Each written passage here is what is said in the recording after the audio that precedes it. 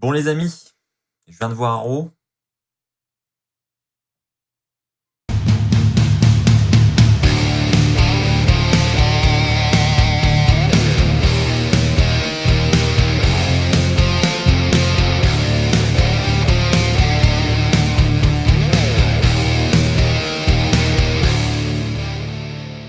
Bonjour à toutes et à tous les amis, c'est Axel de la chaîne YouTube WWE Fan France. J'espère que vous allez tous très bien. On se retrouve pour la review du Raw de cette semaine. Premier Raw après TLC. On s'attendait à de nombreuses réponses pour plusieurs rivalités. On a eu des réponses, mais on a eu quand même un Raw qui n'est pas encore très concluant, je trouve. On va en parler évidemment ensemble.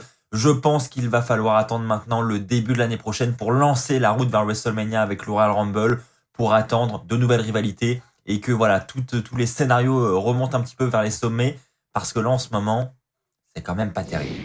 Pour commencer, parlons de Charlotte. Alors, j'en ai parlé dans ma review de TLC. Moi, je suis content de revoir Charlotte. Ça me fait vraiment plaisir. Pour moi, elle a vraiment manqué à cette division. Elle nous dit qu'elle est contente de faire enfin son entrée dans le Thunderdome. Elle dit que depuis qu'elle n'est partie, rien n'a changé. Elle nous présente ensuite sa partenaire, son amie Asuka. Asuka arrive. Et ensuite, elles vont rapidement être coupées par Shayna Baszler et Nia Jax, qui vont évidemment essayer de choper un rematch pour ces titres par équipe. On va avoir une petite bataille verbale entre les deux équipes. Et puis ensuite, on va avoir Mandy Rose et Dana Brooke qui vont arriver, qui vont, elles, à leur tour, tacler Shayna Baszler et Nia Jax. Et on aura ensuite un match 2 contre 2 entre Nia Jax, Shayna Baszler d'un côté et Dana Brooke, Mandy Rose de l'autre. Donc ce match était évidemment sans enjeu, mais on avait Asuka et Charlotte aux abords du ring. Ça se terminera par une victoire de Shayna Baszler et de Nia Jax. Shayna Baszler fera abandonner Dana Brooke à la fin du match avec sa prise de soumission. Bref, victoire de Shayna Baszler et Nia Jax qui confirmerait donc qu'elle devrait avoir un rematch pour ces titres. Rematch qu'elle devrait déjà de base obtenir.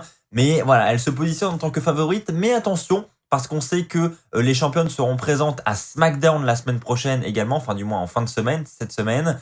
Et on sait que du côté de SmackDown, le Riot Squad est assez bien positionné aussi. J'en avais parlé lors de ma dernière review. Donc il n'est pas impossible également qu'on ait un Charlotte Asuka contre le Riot Squad ce vendredi à SmackDown. Plus tard dans la soirée, nous verrons Charlotte et Asuka en action cette fois-ci. Elles affrontent Lacey Evans et Peyton Royce dans un match classique, on va dire. Et ce sera une victoire de Charlotte Flair qui réussira à faire abandonner Peyton Royce.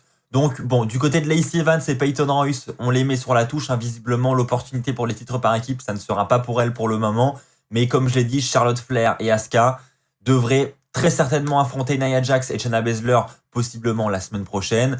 Et le Riot Squad ce vendredi à SmackDown, puisque c'est officiel, ils l'ont dit durant une promo. Elles défendront leur ceinture ce vendredi à SmackDown. Maintenant, je vais parler avec vous de Hurt Business. Vous le savez, je milite depuis plusieurs semaines pour qu'ils soient champions par équipe et c'est enfin le cas.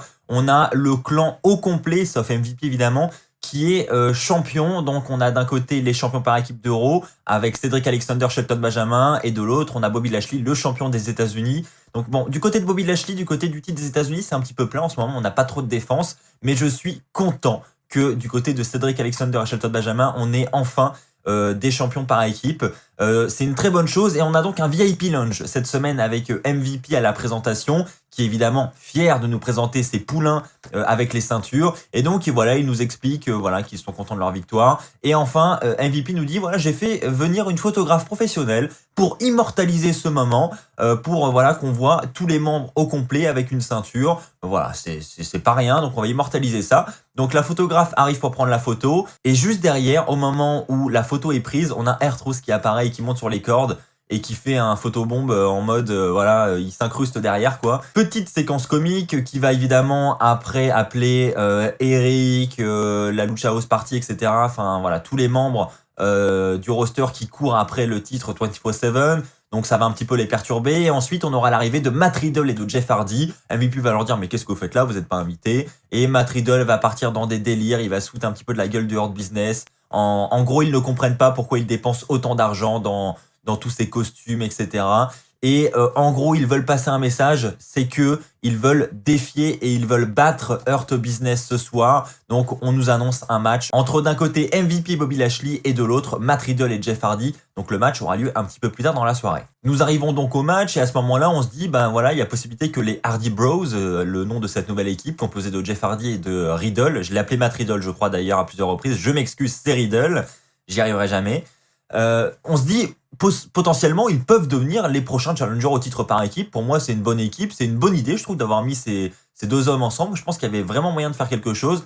Et au final, non, on a une victoire de Hurt Business, donc il confirme sa domination du côté de Raw. On a victoire de MVP de Bobby Lashley. C'est Bobby Lashley qui fera abandonner Jeff Hardy. Donc, bon, visiblement, on n'a pas encore le nom des prochains challengers au titre par équipe, à moins que Jeff et Riddle aient une nouvelle opportunité. Mais bon, ils en ont eu une première et ils ont perdu. Donc du coup, ça sent pas très bon pour eux. Mais bon, on verra, l'avenir nous le dira. En tout cas, moi je trouve que c'est une bonne idée d'associer Jeff Hardy et Riddle. Passons maintenant à Angel Garza. Alors j'en ai jamais trop parlé jusqu'ici parce que c'était des petits segments sans trop d'importance. Et cette semaine, il a un match à Raw, donc on va en parler quand même rapidement.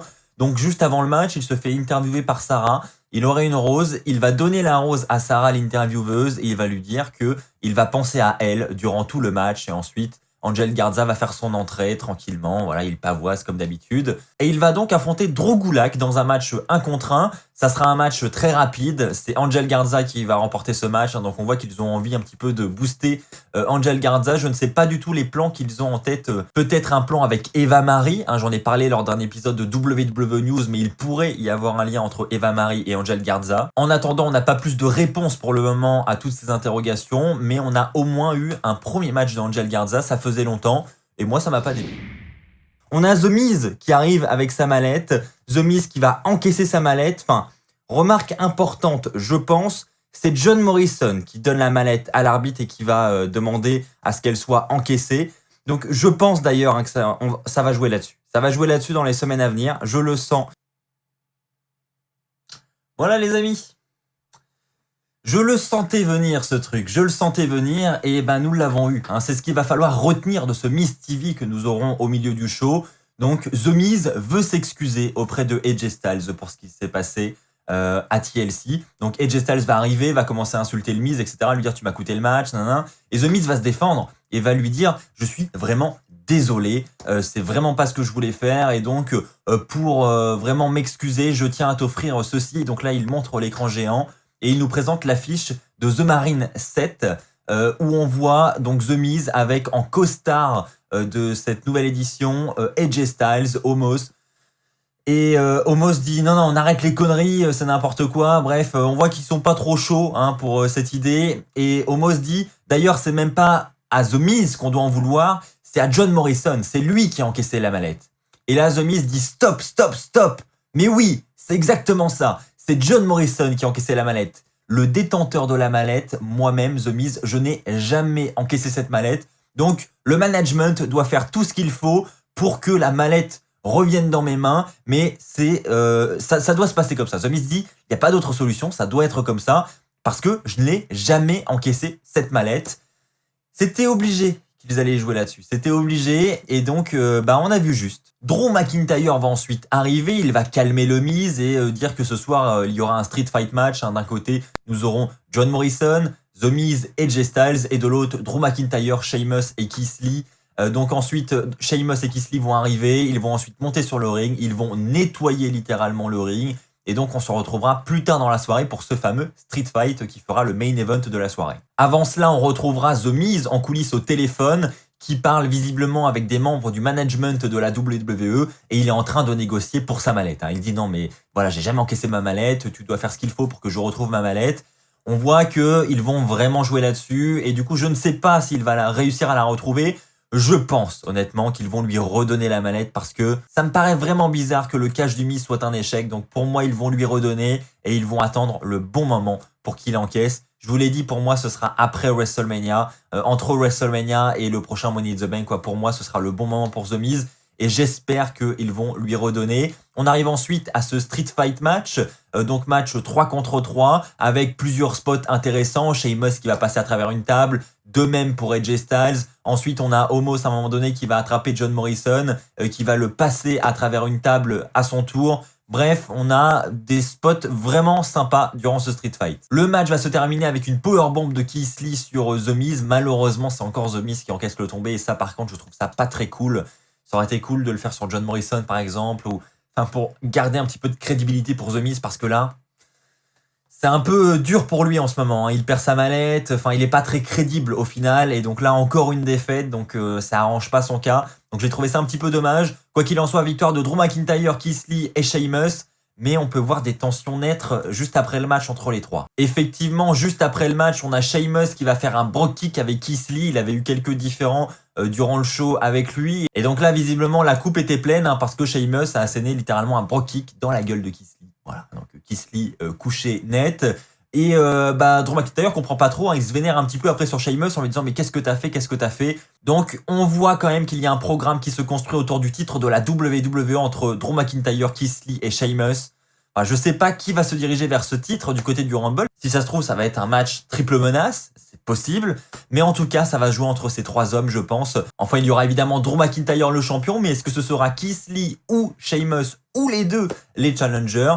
N'hésitez pas à me donner votre avis dans les commentaires. Bon les amis, parlons un petit peu d'Elias. Voilà, parlons-en. Hein. Elias qui va donc nous faire un petit discours encore comme d'habitude où il va se vanter sur sa musique. Et il va nous dire que sa musique a permis à certaines personnes de renaître. Et il prend l'exemple de son manager qui s'appelle Jason Riker. Vous voyez, je connais même pas son nom, je suis obligé de le lire tellement j'y accorde tellement pas d'importance. Donc Jason Riker qui visiblement renaît grâce à la musique d'Elias. Et donc il nous l'introduit en ensuite un match de Jason Riker qui va affronter l'un des membres de la Lucha House Party. Ça y est, ils sont de retour, hein, hors titre 24/7. Ils font leur retour à la télévision. C'est exceptionnel. On a donc une victoire de Jason Riker sur Grain Metallic en moins de 2 minutes. Bon, pas grand chose à retenir si ce n'est que visiblement ils veulent construire quelque chose autour de Elias avec un nouveau manager. Un peu comme AJ Styles et Omos. J'attends de voir ce que ça va donner. Bon, pour l'instant, je suis pas hyper confiant, mais on verra, je m'avance pas. Ceci étant dit, les amis, passons au flop de la soirée.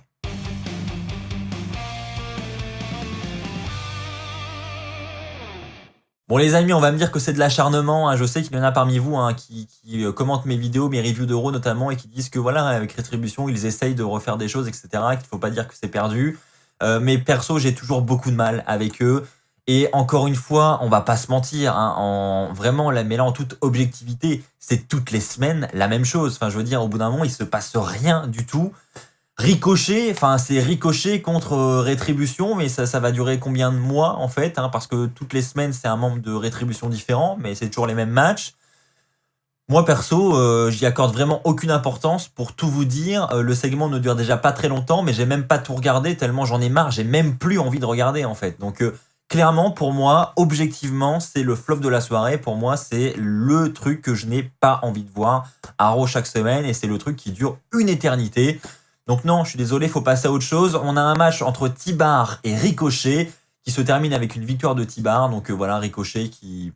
Voilà, c'est fini Ricochet. Hein. Là, fini. Rideau. Juste après le match, on a T-Bar qui va nous dire que Ricochet doit absolument rejoindre Rétribution. Donc est-ce qu'on se dirige vers un nouveau membre dans Rétribution, la personne de Ricochet? Peut-être que finalement, c'est la direction qu'ils vont prendre. Peut-être que Ricochet va se dire... Bon voilà, franchement, je perds tous mes matchs, c'est plus possible, donc peut-être qu'il faut vraiment que je me joigne à Rétribution, et peut-être que c'est ce qu'il va faire. Bref les amis, passons au top de la soirée.